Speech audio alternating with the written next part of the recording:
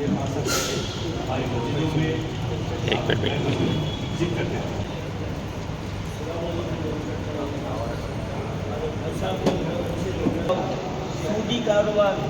نحمد و نصلی علی رسول الکریم.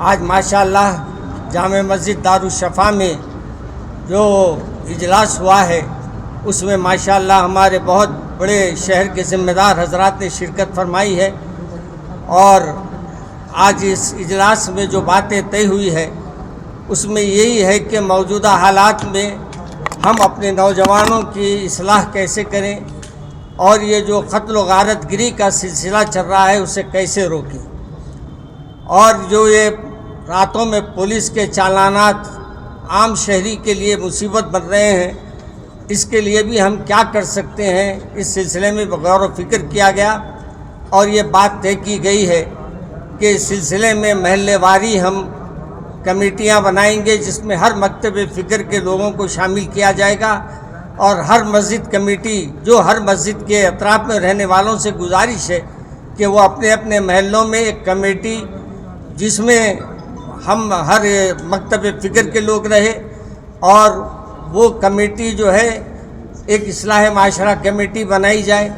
اس کا جو آفس رہے گا وہ حسامیہ منزل پنج شام میں رہے گا، اور وہاں سے ربط میں رہے تو وہاں سے جو بھی حالات رہیں گے اس میں ہم کوشش کریں گے کہ ہم جس انداز سے ان کی مدد کر سکتے ہیں کریں.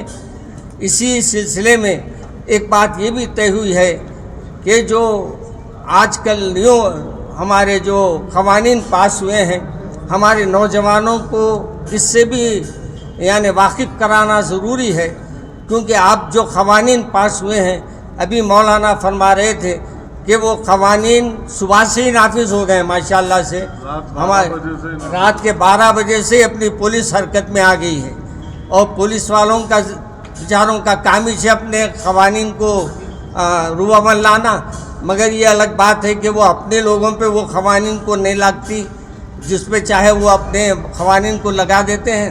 لیکن آپ حضرات سے یہ گزارش ہے ہر محلے میں اب اپنے ایک کمیٹی بنائیے، اصلاح معاشرہ کا کام کیجیے، اور اپنے ہونے والے محلوں میں جو برائیاں ہیں اس سے کیسے دفع کر سکتے ہیں اس پہ غور کیجیے. ہم تمام علماء یہاں جتنے جمع ہیں آپ کی خیر خواہی میں جمع ہوئے ہیں، آپ کی ہمدردی میں جمع ہوئے ہیں، اور ہم امید رکھتے ہیں جو بھی ہمارے کام ہوں گے انشاءاللہ اب اس کو ہم ایک رجسٹر بنائیں گے انشاءاللہ، باضابطہ اس کو ہم اس کے رجسٹر کو پہنچانے کے لیے بھی انتظام کیا جائے گا، اور جماعت اسلامی سے بھی ہمارے صفا بیت المال سے بھی ہماری گزارش رہے گی کہ ہمارے اس کام میں وہ ہمارے ساتھ دیں. اور یہاں جتنے تنظیم کے علماء کرام ہیں مجلس علمیہ سے بھی تشریف لائے ہیں، مولانا ہمارے اکبر نظام الدین صاحب حضرت تشریف رکھے ہیں، مولانا مفتی خبی صاحب بھی تشریف فرما ہے، اور ہمارے مولانا صادق محی الدین صاحب بھی تشریف فرما ہے، ہمارے جناب نیر صاحب بھی تشریف فرما ہے، اور ہمارے سعید صاحب بھی تشریف فرما ہے، ہمارے جماعت اسلامی سے اظہر صاحب بھی تشریف فرما ہے، مولانا غیاث صاحب رحمانی اور ماشاءاللہ حضرت بھی تشریف فرما ہے، اور اسی طریقے سے ہمارے کیا نام ہے عمر عابدین صاحب بھی ماشاءاللہ اس اجلاس میں آئے ہیں، اور ہمارے عمودی صاحب بھی تشریف لائے ہیں، اور ہمارے احسن امی صاحب بھی تشریف لائے ہیں، اور مولانا کا نام کاشف صاحب بھی ماشاءاللہ حضرت بھی تشریف لائے ہیں. سبھی مولانا کا نام بانیم صاحب کا نام حضرت بانیم صاحب بھی تشریف فرمائیں. ایسا یہ پوروں کے نام گنانے کی ضرورت نہیں ہے، چہروں سے لوگ پورے جانتے ہیں. ماشاءاللہ ہم لوگ صرف خدمت کرنے کے لیے اور آپ کی بھلائی کے لیے یہاں بیٹھے ہیں. ہماری کوئی غرض نہیں ہے کہ ہم آپ سے کچھ اپنا وہابہ کرائیں، بلکہ ہماری صرف اتنی غنڈہ گردی ہمارے شہر میں اس قدر بڑھ گئی ہے کہ کسی محلے میں رہنے والے شریف لوگوں کے لیے جینا دوبھر ہو گیا ہے. وہ اگر مکان بنانا چاہتے ہیں تو مکان نہیں بنا سکتے، کرائے پر دینا چاہتے ہیں تو اپنی مرضی سے کرائے پر نہیں دے سکتے، اور اگر فروخت کرنا چاہتے ہیں تو بھی وہ بیچارے پریشان ہیں، ان کے لیے بڑی بڑی رکاوٹیں ہیں. ظاہر ہے اس سلسلے میں بعض اہم باتوں پر ہمارے مفتی رحمانی صاحب نے، غیاث الدین رحمانی صاحب نے روشنی ڈالی ہے، ظاہر ہے اس پر غور و خوض کی ضرورت ہے۔ میرا ماننا یہ ہے کہ مساجد کے نظام کو زندہ کیا جائے، ایسے زندہ کیا جائے کہ فجر کی نماز میں پورے محلے کے لوگ حاضر رہیں۔ اس سلسلے میں ایک ایسی کمیٹی بنائی جائے جو نماز کی دعوت دے اور لوگوں کو مسجد تک لائے، بڑوں کو بھی، نوجوانوں کو بھی اور بچوں کو بھی۔ انشاءاللہ اس سے بڑی اصلاح ہوگی، اور اس کوشش سے ان لوگوں تک پہنچنا بھی آسان ہو جائے گا جو غنڈہ گردی میں نام رکھتے ہیں اور جو دہشت پھیلاتے ہیں، ان تک بھی پہنچنا آسان ہوگا۔ جب مسجد سے جوڑیں گے تو انشاءاللہ ان میں اللہ کا ڈر و خوف پیدا ہوگا، نمازی بنیں گے تو انشاءاللہ وہ نماز جو ہے بہت سے منکرات و فواحش کے روکنے کا ذریعہ بنے گی۔ لیکن ہماری مسجدیں خاص طور پر فجر میں مسجدیں مرثیہ خواہ ہیں کہ نمازی نہ رہے کا منظر پیش کر رہی ہیں۔ ہمارا فوکس، ہماری کوشش یہ ہے کہ ہماری مسجد سنگ مرمر کی بن جائے اور خوبصورت بن جائے، اے سی لگ جائیں۔ ہم نے سمجھ لیا ہے کہ مسجد تعمیر کرنے کا یہی ایک منشا ہے، حالانکہ یہ منشا نہیں ہے۔ مسجد کو آباد کرنا، آباد رکھنا یہ اہم ترین مقصد ہے۔ یہی وجہ ہے کہ ہمارے معاشرے میں بے دینی عام ہے، شادی بیاہ کے عنوان سے، ہر کسی بھی عنوان سے وہ ہمارے پاس بے دینی عام ہے۔ اور ایک خاص طور پر توجہ کی ضرورت ہے، جب تک مسلمان غریب تھے، یہاں کسی کے پاس مال و دولت نہیں تھی، تو سب سیدھی شادیاں کرنے پر مجبور تھے۔ لیکن باہر جانے کا راستہ کھلا ہے، الحمدللہ اللہ نے فراغت عطا فرمائی ہے، لیکن مسلمان اس کا غلط فائدہ اٹھا رہے ہیں، اور وہ اپنے جو کچھ کمایا ہے وہ کچھ کمانے میں شمار نہیں ہے وہ، حالانکہ دنیا میں دولت مند بہت بڑے دولت مند ہیں، لیکن یہ معمولی دولت آ گئی تو ایسے اترا رہے ہیں کہ وہ فقر و وباہات میں پڑ گئے ہیں۔ ظاہر ہے ان کے اندر جب تک دینداری جو بنیاد ہے وہ پیدا نہیں ہوگی، کوئی اصلاح کام نہیں آ سکتی۔ یہ گویا یہ سارے تجاویز پر غور کرنا ایسے ہی ہے جیسا جھاڑ کے پتوں پر پانی ڈال کر گرد کو دور کرنا ہے۔ جب تک اس کی بنیاد میں پانی نہیں پہنچایا جائے گا، جڑوں میں، اس وقت تک جھاڑ کی تر و تازگی ممکن نہیں ہے۔ تو اس لیے ان چند باتوں کو ضرور پیش نظر رکھیں اور کوشش کریں، اور ایسی تجاویز میں معافی کے ساتھ عرض کروں گا کہ کسی کی نماز جنازہ نہ پڑھائی جائے، تدفین کا قبرستان میں دفن میں جگہ نہ دی جائے، خائی صاحب نکاح پڑھنا پڑھائیں، تو پھر سوال یہ پیدا ہوتا ہے کہ ہمارا جو مجرمانہ ماحول کا جو مشاہرہ بن گیا ہے، وہ اگر مر جائیں گے تو آخر وہ کی نماز جنازہ بغیر پڑھے تدفین کریں گے، مسلمانوں کو قبرستان جگہ نہیں دی کو تو کہاں دفن کریں گے؟ یہ سوال ہے۔ اس لیے بنیاد کی طرف توجہ دی جائے، بنیاد کی اصلاح ہوں گی تو ساری چیزوں کی اصلاح ہوں گی۔ یہ چند باتیں بطور معروضہ کی پیش کی گئی ہیں، اگر کسی کی دل آزاری ہو تو معذرت خواہ۔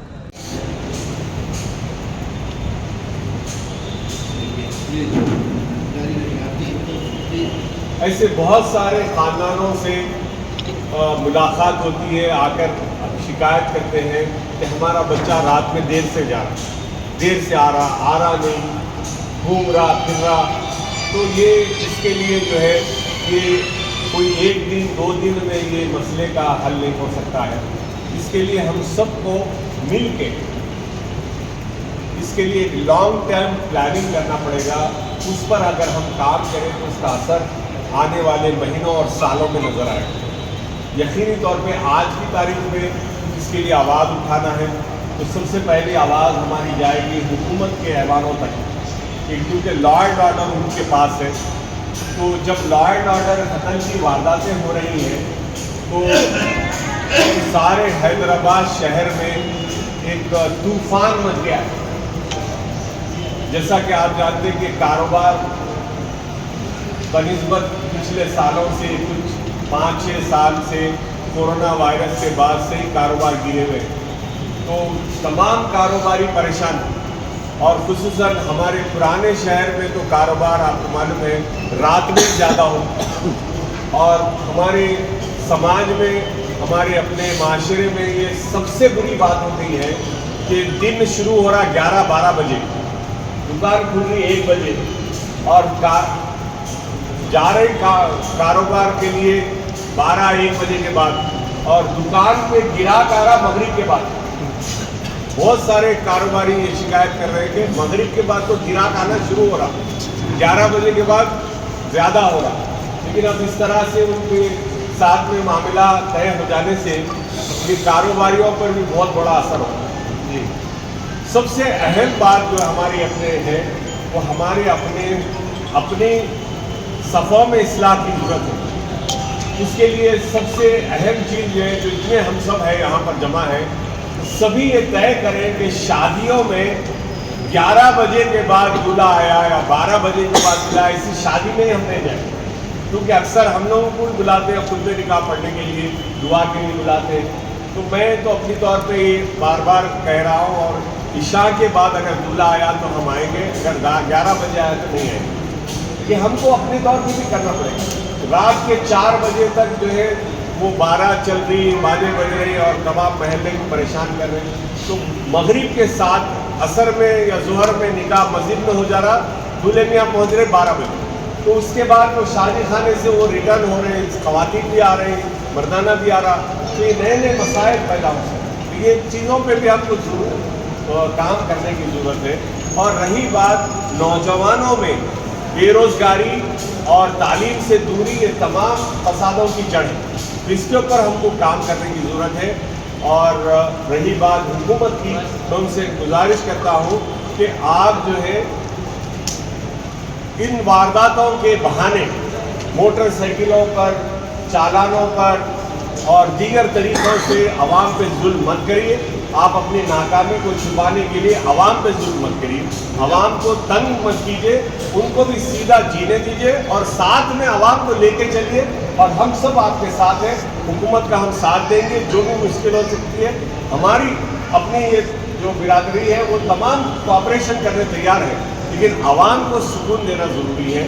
اور ہم اپنے لوگوں کے ساتھ جو کرنا ہے وہ ہم سب کریں گے انشاءاللہ. Hidayah Junior College.